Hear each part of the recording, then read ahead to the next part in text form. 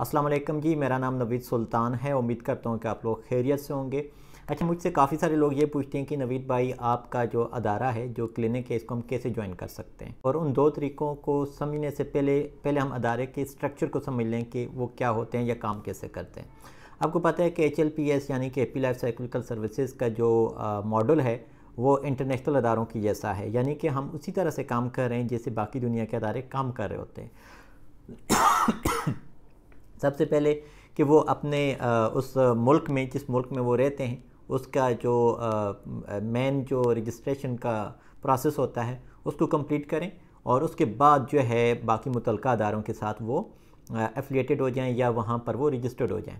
बिल्कुल सेम हम भी ऐसे ही हैं। जैसे कि एक बच्चा पैदा होता है, ठीक है, तो उसको पैदा होने के बाद ज़रूरी है कि उसका फॉर्म B बनाया जाए, बर्थ सर्टिफिकेट बनाया जाए, डोमिसाइल्स बनाए जाएं और अल्टीमेटली आखिर में आकर उसका जो शनाख्ती कार्ड है वो बना दिया जाए, ठीक है। अच्छा, वो आईडी कार्ड तो आपका होना ही ज़रूरी है। इसी तरह से हर इदारे के पास एक रजिस्ट्रेशन होनी ज़रूरी होती है, जो कि पाकिस्तान में इस वक्त जो है security exchange commission of Pakistan कर रहा होता है। इस अदारे में security exchange commission of Pakistan आपसे क्या डिमांड करता है? वो आपसे एनुअली रिटर्न्स मांगता है। इसलिए वो आपका जो है ना ऑटोमेटिकली एक प्रोफाइल FBR के अंदर भी बना देता है। अगर आप किसी भी इंसान का या किसी भी अदारे का आप उसका चेक करना चाहें कि आया कि ये कितना मुस्तहकम है या कितने अच्छे से ये काम कर रहा है, तो आपने उसके security exchange commission of Pakistan की वेबसाइट पर जाएं, वहाँ पर उस अदारे का नाम लिखें। अगर वो रजिस्टर्ड है तो उसका नाम आ जाएगा। फिर उसका नाम आ जाने के बाद नीचे उसका लिखा हुआ होगा कि CEO कौन है, वहाँ पर उसके डायरेक्टर्स कौन हैं, वहाँ पर उनके ऑडिट ऑफिसर्स कौन हैं और उनके फॉर्म A एंड B जो है वो कब तक के फिल हो चुके हैं। जैसे कि अभी रिसेंटली हमारा 1 ईयर हुआ है, तो हमारा फॉर्म A एंड B जो है वो शायद 2-4 दिनों तक हमारा फिनिश्ड हो जाए, वो भी अपडेट हो जाएगा। वो जो काम है वो कर रहे होते हैं आपके ऑडिटर्स कर रहे होते हैं, तो इसलिए वो चीज़ें हमारे इसमें इतने लिंक में नहीं आती, हमारे डोमेन में नहीं आती। हमारा डोमेन में क्या आता है? हमारे डोमेन में हमारी साइकोलॉजिकल एक्टिविटीज़ आती हैं, ठीक है। अच्छा, अब हम देखते हैं कि आपको मैंने बता दिया कि एक अदारा SACP से रजिस्टर्ड हो जाएगा। उसके बाद दूसरा उसका जो काम है वो अपनी एक्टिविटीज़ को जस्टिफाई करने के लिए मुतल्लिका अदारों के साथ रजिस्टर्ड होगा।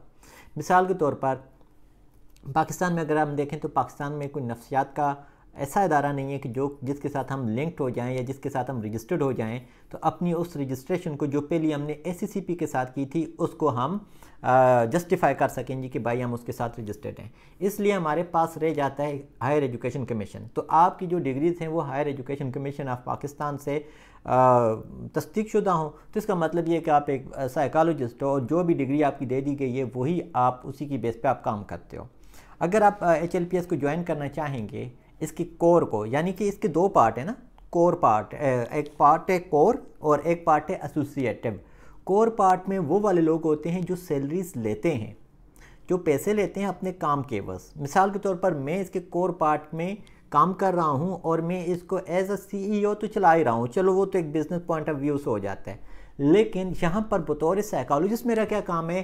तो यहाँ पर मेरा बतौर psychologist mental health activities manager के तौर पर काम है, जो कि मैं मेंटल हेल्थ एक्टिविटीज़ यानी कि जो हमारी नफ्सियात के अंडर आती हैं मैं उनका काम कर रहा हूँ, ना कि मैं मेडिकल वाली या किसी और एक्टिविटीज़ को यहाँ पर देख रहा हूँ। तो इसीलिए आप अक्सर मुझे देखते होंगे मैं हमारी मेंटल हेल्थ की ट्रेनिंग्स भी करवा रहा होता हूँ, मेंटल हेल्थ के मुताबिक मैं अपने क्लाइंट्स को भी देख रहा होता हूँ। जो मेरी फार्मल एजुकेशन के पार्ट में आता है वही मैं कर रहा हूँ, और साथ में मेरे साथ जो टीम है जो नफ्सियात की है, यानी कि क्लिनिकल साइकोलॉजिस्ट हैं, हेल्पलाइन वर्कर्स हैं, ठीक है, फिर उसके बाद साइकोलॉजिकल फर्स्ट एड वाले जो भी है, ठीक है, इन सब की एक्टिविटीज़ को मैं उसके ऊपर मतलब कि जवाबदेही उनसे मैं लेता हूँ कि आया कि हमारे जो ऑब्जेक्टिव्स हैं वो हमने पूरे किए कि नहीं किए।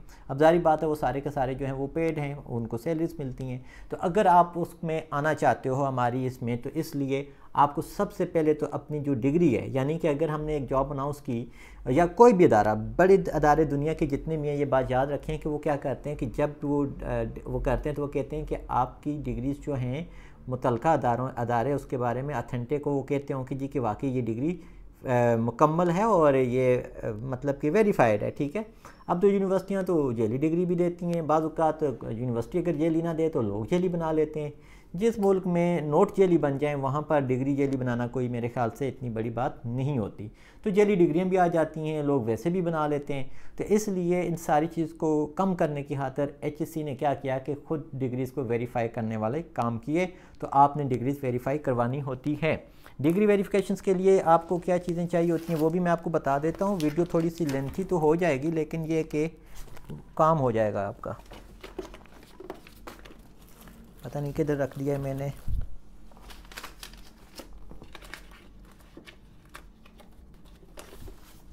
हाँ, डिग्री वेरिफिकेशंस के लिए आपको क्या करना चाहिए होता है वो मैं आपको बता देता हूँ। आपने HSC की वेबसाइट पे जाना है, वहाँ पर ई-सर्विसेज में जाना है, वहाँ पर अपनी प्रोफाइल बनानी है और उसमें आप अपना नाम, प्रोफाइल क्या बनानी होती है कोई मुश्किल नहीं होती है। अगर आपने फेसबुक का अकाउंट बना लिया हुआ है ना, मोबाइल इस्तेमाल कर सकते हो, तो HSC की वेबसाइट पे प्रोफाइल बनाना कोई मुश्किल काम नहीं होता। उसके ऊपर आप जाते हैं तो आपने एक फॉर्म फिल करना होता है जो वहाँ पर लिखा हुआ होता है, ठीक है। अगर ऐसा नहीं है तो आप गूगल पे सर्च कर लेना, फेसबुक पे बहुत सारे लोगों की वीडियोस आपको मिल जाती हैं कि आपने वहाँ पर अपनी प्रोफाइल कैसे बनानी है और डिग्री अटेस्टेशन के लिए कैसे अप्लाई करना है। तो देखें, मैंने ना अप्लाई किया हुआ तो ये मेरा फॉर्म बन गया था और अब इसको मैंने डाउनलोड करके इसके साथ अपनी जो डिग्री है उनको मैं अब करना चाह रहा हूँ। जो मेरी फ़ाइनल डिग्री अभी तक की जो रिफ़ा यूनिवर्सिटी की है, इसको वेरीफाई करवाना चाह रहा हूँ। डिग्री यूनिवर्सिटी ने तो दे दी, ठीक है, लेकिन क्या HSC भी इसको मानता है कि ये डिग्री वाकई रियल है? उन्होंने अलाउ किया हुआ है रिफ़ा को कि ये डिग्री आप दें। तो ये डिग्री जब हम वो करेंगे, हम मतलब कि अभी मैंने TCS के थ्रू किया है, ठीक है। गो कि मैं इस्लामाबाद में हूँ, लेकिन वक्त नहीं है कि हम HSC सीधा जा सकें। तो हमारे पास ये है कि TCS वाले आ जाते हैं, उनको हम ये जमा करवा देंगे, उनको 2000 रुपये फ़ीस देंगे, 1000 रुपये पर पेपर का वो लेते हैं। दो चीज़ें हैं, ट्रांसक्रिप्ट है और हमारी डिग्री है। हज़ार रुपये लेंगे और इसको वो वेरीफाई करने के बाद हमें दे देंगे। इसका मतलब ये हुआ कि हमारी डिग्री ओरिजिनल है, इसमें किसी किस्म की कोई 2 नंबरी की गुंजाइश नहीं रही। ये हो गया कोर बनने के लिए, ठीक है, इसका कोर एक्टिविटीज़ का पार्ट बनने के लिए। फिर जब हमारी जॉब्स आती हैं, आपने अप्लाई करना होता है। फिर आप हमारी जैसे BS हम देखते हैं कि हमें एक BS साइकोलॉजी का स्टूडेंट चाहिए या प्रोफेशनल चाहिए, MS का चाहिए, PhD का चाहिए, या जितना भी चाहिए, पहले तो उसकी ये डिग्री वेरीफाइड होनी चाहिए। दूसरा ये कि अगर वो उसने कहीं से एक्सपीरियंस हासिल कर रखा है तो वो एक्सपीरियंस जो है वो भी किसी वेरीफाइड इदारे से ही हो। ऐसा ना हो कि किसी फेसबुक पेज का वो बना हुआ हो जी कि मैंने वहाँ पर वो किया है, या जैसे आजकल ये व्हाट्सएप में आपने कर रहे होते हैं जी कि हमने व्हाट्सएप के तौर पर लोगों को ट्रेनिंग हासिल की है तो मुझे ये इतना एक्सपीरियंस होगा, वो क्या, ये सब कुछ मतलब कि स्टैंडर्डाइज नहीं होते। तो जारी बात है, साइकोलॉजी में हम हर चीज़ को स्टैंडर्डाइज, उसकी वैलिडेशंस वगैरह हम देखते हैं। तो इसलिए आपने काम जो भी करना होता है वो स्टैंडर्डाइज और अथेंटिक करना होता है, जिसकी वजह से आपको वेरीफाई किया जा सकता है, जस्टिफाई किया जा सके और अपने आप काम को आप बेहतर तौर पर आगे लेके जा सकते हो, ठीक है। ऑनलाइन काम करना कोई इतना वो नहीं होता, आप कर सकते हो, करो, लेकिन ये कि ऑनलाइन की भी डिफरेंट चीज़ें होती हैं। जैसे कि आप ये देख लो, आपकी बैंकिंग सिस्टम सारा ऑनलाइन है, लेकिन कितना अथेंटिक है? कभी किसी ने कहा कि फ़लाँ बैंक जेली है? क्योंकि सारे एक स्टैंडर्ड प्रोटोकॉल्स के अंडर काम करते हैं। तो आपने उन स्टैंडर्ड प्रोटोकॉल्स के अंडर काम करना होता है जो कि सारी दुनिया कर रही है, ठीक है। अच्छा, आपको मैं बता रहा था जी कि कोर पार्ट का हिस्सा बनने के लिए, यानी कि बतौर एम्प्लॉई, तो हम क्या करते हैं, जैसे कि हमने 15 फरवरी को जॉब अनाउंस की थी साइकोलॉजिस्ट के लिए, मेडिकल ऑफिसर्स के लिए, साइकेट्रिस्ट के लिए और मेंटल हेल्थ एक्टिविटी नहीं मैनेजर्स के लिए, हाँ बिल्कुल। तो हमने बहुत सारे प्रोफेशनल्स के लिए हमने जॉब अनाउंस की थी जो कि 15 मार्च तक जारी रही थी। हमने अपनी वेबसाइट पर भी उसको अपडेट कर दिया था और अपने सोशल मीडिया पेजेस पर भी हमने शेयर कर दिया था कि अगर कोई अप्लाई करना चाहता है तो करे। अच्छा, उसमें बहुत सारे लोगों ने अप्लाई किया। अब अप्लाई करने के बाद ये हुआ कि हमने उनको शार्ट लिस्टिंग की। अब शार्ट लिस्टिंग के बाद 12 लोग जो हैं वो क्वालिफाई किए, ठीक है। अब उन 12 लोगों में से हमें जो लोग चाहिए थे वो थोड़े, साइकोलॉजिस्ट की अगर बात करूं तो उनमें से 12 लोगों ने फाइनल तक पहुंचे जिनके हमने टेस्ट इंटरव्यूज़ लिए। अच्छा, अब ये कि ये 12 लोगों का हमने टाइम लिया, उनका मतलब कि मेहनत ली, हमने सारा कुछ किया और वो हमारे उस क्राइटेरिया पे, उस प्रोफाइल पे पूरा उतर रहे थे जो कि हमें चाहिए थी। तो इसका मतलब ये कि उनकी मेहनत को ज़ाया नहीं जाना चाहिए। तो हम फिर क्या करते हैं कि उन साइकोलॉजिस्ट को अपने पास पाइपलाइन में रख देते हैं, या यूँ समझ लें कि रिज़र्व पूल में रख लेते हैं। रिज़र्व पूल का मतलब ये होता है, पूरी दुनिया में ऐसा ही निज़ाम चलता है कि आपने एक जॉब अनाउंस की, उसके अगेंस्ट लोगों ने अप्लाई किया, आपने उनका टेस्ट इंटरव्यूज़ लिए और उसके बाद जो मोस्ट सूटेबल पर्सन थे आपने उनमें से रख लिए अपने पास, और उन सूटेबल पर्सन में से भी कोई एक आधी आपके पास जॉब करेगा ना, आपने उसको रख लिया, बाकी लोगों को आपने ये कह दिया कि बिलफर्ज खुदा न खास्ता अगर ये कहीं से चला जाता है, लंबी छुट्टी चला जाता है या रिज़ाइन कर जाता है, तो फिर हमने आपको 1 ईयर तक आपको हम बुला सकते हैं। ठीक है, आप देख लें पाकिस्तान के भी बहुत सारे इदारे ऐसे ही करते हैं। ठीक है, सरकारी इदारों में भी इसी तरह से कि बाद वक़्त आप फुलफ़िल कर रहे होते हो सारी चीज़ें। अगर मैं आपको ये बताऊं, ISSB inter service selection committee जो है या बोर्ड जो है वो क्या करता है, वो भी ऐसे ही करता है कि आप वहाँ पर अप्लाई करते हो, आप ISSB देते हो, आप आगे चलते चलते क्वालिफाई करते हो, आप रिकमेंडेड आ जाते हो, यानी कि आप रिकमेंडेड हो जाते हो, लेकिन आगे पोजीशन उस टाइम नहीं होती। मिसाल के तौर पर उनको 1 या 2 बंदे चाहिए, आपने क्या किया कि आप तो हो सकता है उनको 2 बंदे चाहिए हो, लेकिन 10 बंदे रिकमेंड होकर आ गए। अब उन 10 बंदों को वो क्या करते हैं, अब उनकी मेहनत ज़ाया जाती है क्या? नहीं, हर किस नहीं।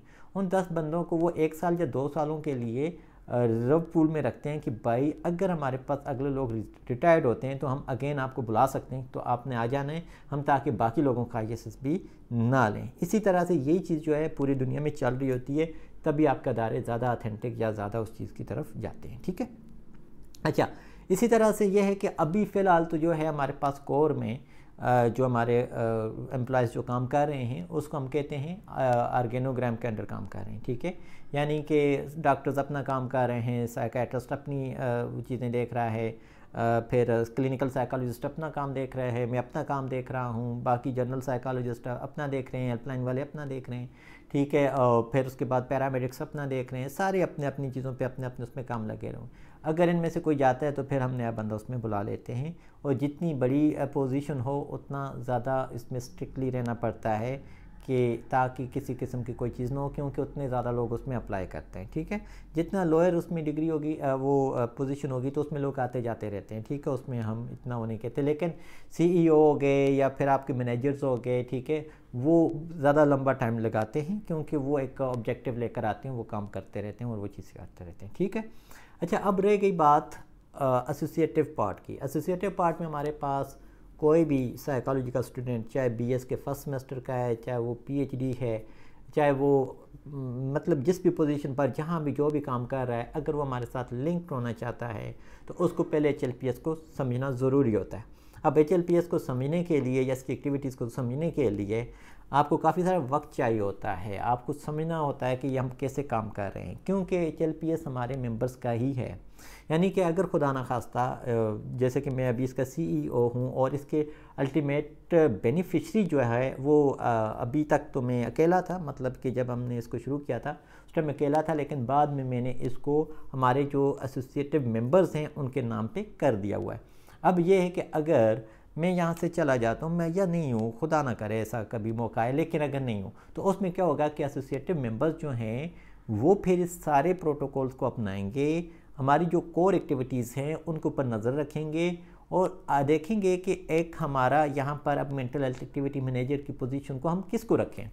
जॉब अनाउंस करेंगे, लोग अप्लाई करेंगे, वहाँ पर एक नया बंदा आ जाएगा।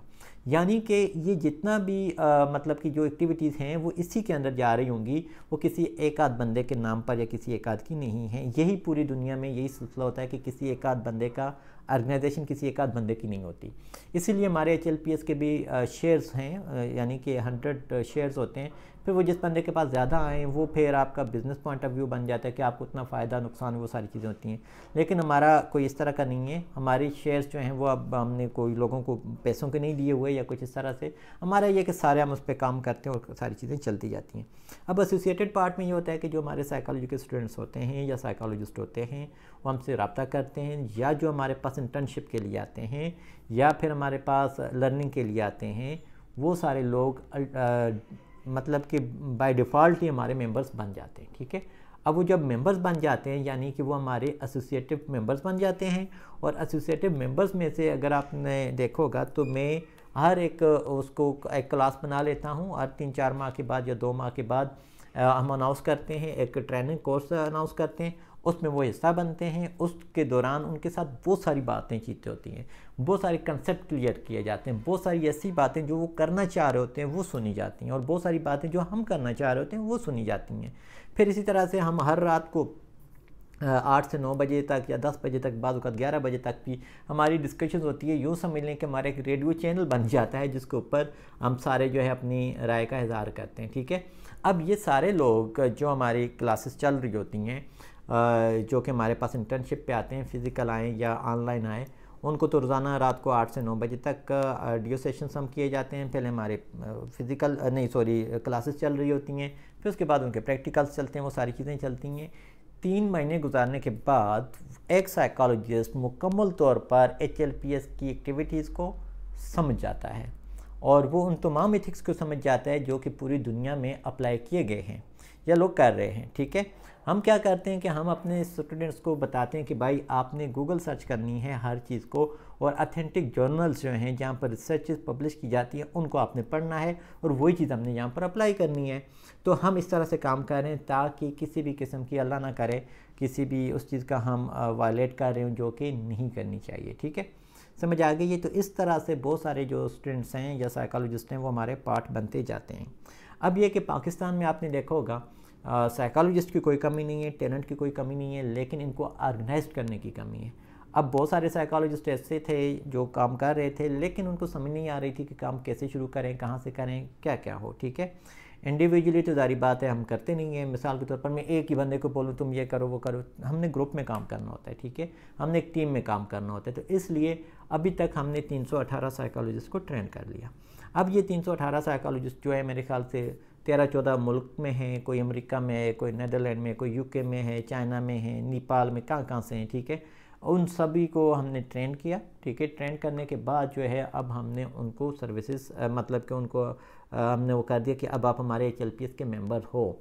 ठीक है, अब मेंबरशिप का ये होता है कि जब हम कोई नया काम करने लगे हैं, कोई नई एक्टिविटी करने लगे हैं, जैसे कि अभी हम क्योंकि 2-3 दोस्तों की तरफ से मुझे सजेशन आई कि भाई अफ्रीका में एक मुल्क है चाड, ठीक है, उसके अंदर कोई साइकोलॉजी की कोई वो नहीं है, मतलब कि साइकोलॉजिस्ट वहाँ पर नहीं है, कोई डिपार्टमेंट नहीं है, कुछ भी नहीं है। 30% वो है वहाँ पर, एजुकेशन रेट है, लिटरेसी रेट है। तो वहाँ पर एक यूनिवर्सिटी आई थिंक, तो वहाँ पर कोई साइकोलॉजी का कोई ऐसा सिलसिला नहीं है। तो काइंडली आप ऐसे कर लें कि हमें अगर कुछ आप ट्रेनिंग दे दें तो हम पे भी नहीं कर सकते। ठीक है, आप हमें ट्रेनिंग देते, हम पे भी नहीं कर सकते, लेकिन ये है कि हम वहाँ पर जो ऑलरेडी अदारे काम कर रहे हैं उन अदारों में हमारी जॉब्स हो जाएंगी, तो बजाय इसके कि किसी और मुल्क के लोग वहाँ पर आते हैं, हम खुद ही वहाँ पर काम करेंगे। तो सारी बात है, चार्ट से मेरे एक दोस्त भी हैं ऑलरेडी जो कि वहाँ पर काम भी कर रहे हैं। ठीक है, और मेरी अपनी जो जॉब है वो भी उधर ही आगे इंशाल्लाह ताला नेक्स्ट 1 ईयर तक हमने जाना है। तो इसलिए मेरी कोशिश ये थी कि हम क्यों ना वहाँ पर एक सर्विस देने का पहले ही वो कर लें, ताकि हमारे जो साइकोलॉजिस्ट वहाँ पर हैं या वो लैंग्वेज समझने वाले हैं उनको हम वहाँ पर वो कर सकें। फातिमा बुंदू हैं हमारी, एक साइकोलॉजिस्ट है, वो उसी एरिया से हैं। ठीक है, वो उनकी लैंग्वेज वहाँ पर समझती हैं, तो उनको हमने बतौर पहले ट्रेन किया। ट्रेन करने के बाद फिर हमने उनको वो सारी चीज़ें की, तो अब वहाँ पर वो ट्रेनिंग देंगी। तो अब इस तरह से ये हो जाएगा कि वो वाले लोग जो कि साइकोलॉजी वहाँ पर नहीं वो कर रहे थे, लेकिन अदारे उनको चाहते हैं कि भाई हमें साइको सोशल सपोर्ट के लिए वहाँ पर बंदे चाहिए, तो जहाँ पर डिग्री ही नहीं है तो वहाँ पर वो क्या करेंगे। तो जारी बात है, साइकोलॉजिकल फर्स्ट एड जो है वो आप दे सकते हो, इवन कि आप साइकोलॉजिस्ट ना भी हो, आप सोशल बॉन्डिंग कर सकते हो। ठीक है, आप बहुत सारी चीज़ें कर सकते हो। तो इसलिए हमने इस तरह से कोर्स ही ऐसे डेवलप किया था कि ताकि हर बंदा, हर साइकोलॉजिस्ट जो है वो उसमें आ सके। तो यही चीज़ है कि अब हम आगे वो कर रहे हैं। तो अब उसके लिए जो है हम अपनी एसोसिएशन में ये चीज़ सामने रखते हैं कि भाई इस तरह से एक नीड आ रही है सामने, क्या हम करें या ना करें। आप बताएं, आप में से कौन कौन से लोग कर सकते हैं, कौन क्या क्या काम करेगा, कौन क्या क्या काम नहीं करेगा, कौन सा बंदा रिसर्च में आगे है, कौन सा डेटा एनालिसिस में आगे है, कौन सा टेस्ट बना सकता है या टेस्टिंग में है, कौन सा मतलब जो चीज़ें। ये ज़रूरी नहीं कि आप सिर्फ एक थेरेपी को लेके चलते रहें। साइकोलॉजी एक बहुत बड़ी फील्ड है, इसमें बहुत सारे काम आप कर सकते हो। ठीक है, इसी तरह से अभी अगर मैं रिसेंटली अगर बात करूँ तो इसके हवाले से वेब डिज़ाइनिंग के हवाले से बड़ी मुश्किलात आ रही थी, हम किसको सर्च करें, ये करें वो करें। तो हमारी अपनी ही एक इंटर्न में से मिस इकरा जो हैं वो आ गई, तो उन्हीं ने हमारी सारी चीज़ें की, वही सारी डिज़ाइनिंग और वो सारा कुछ कर रही हैं। तो इसका मतलब ये हुआ कि एक बंदा जो साइकोलॉजी को समझता है तो वो सारी, अगर उसको एक्स्ट्रा स्किल्स आ गए, वो अगर आईटी में भी अच्छा है, तो वो दोनों का ब्लेंडेड एक करके ना एक अच्छी आपको आउटपुट दे सकता है, जो कि हमारे पास सामने आ जाते हैं। ठीक है, तो ये सारी चीज़ चलती है। यहाँ पर एक इम्पॉर्टेंट चीज़ है कि आया कि जो लोग हमारे पास ट्रेनिंग हासिल करते हैं उनको कोई सर्टिफिकेट वगैरह या वो चीज़ें देते हैं या नहीं देते,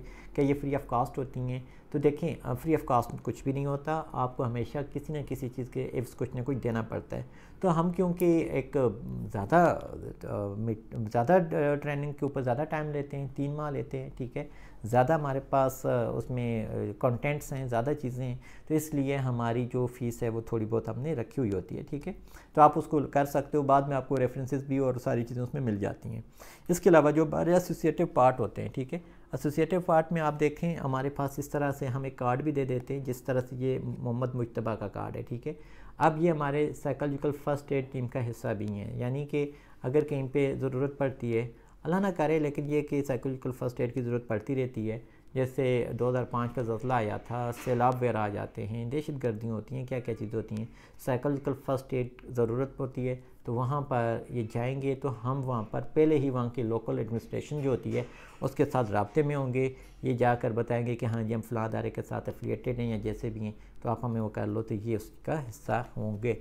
दूसरी बात ये कि हमारे कोर पार्ट का हिस्सा बनने के लिए, क्योंकि ये लोग ऑलरेडी समझ रहे होते हैं, तो इसलिए अगर कोई जॉब बनती है या कुछ भी कोई भी प्रोजेक्ट बनता है, जैसे कि पिछले दिनों KPK में था, उससे पहले अगेन KPK के सवात में ही था, ठीक है, मुख्तलिफ प्रोजेक्ट्स छोटे मोटे बड़े सारे आते रहते हैं, तो हम फिर अपने एसोसिएटेड पार्ट को ही हम टच करते हैं, हम नए बंदों को उसमें नहीं लाते, या अगर लाएँ भी तो प्रेफरेंस हमारी उन्हीं लोगों की होती है जिनके स्किल्स को हम जानते हों, क्योंकि एक बंदे को नए बंदे को लाकर ट्रेन करने से बेहतर यही है कि पहले से ट्रेन शुदा बंदे को, जो कि प्रोटोकॉल्स को समझता हो, उन चीज़ों को अडॉप्ट किए हुए हो, उसको लेकर चलना आसानी रहती है। उम्मीद करता हूँ कि आपको समझ आ गई होगी। तो बेस्ट ऑफ लक, अल्लाह हाफ़िज़।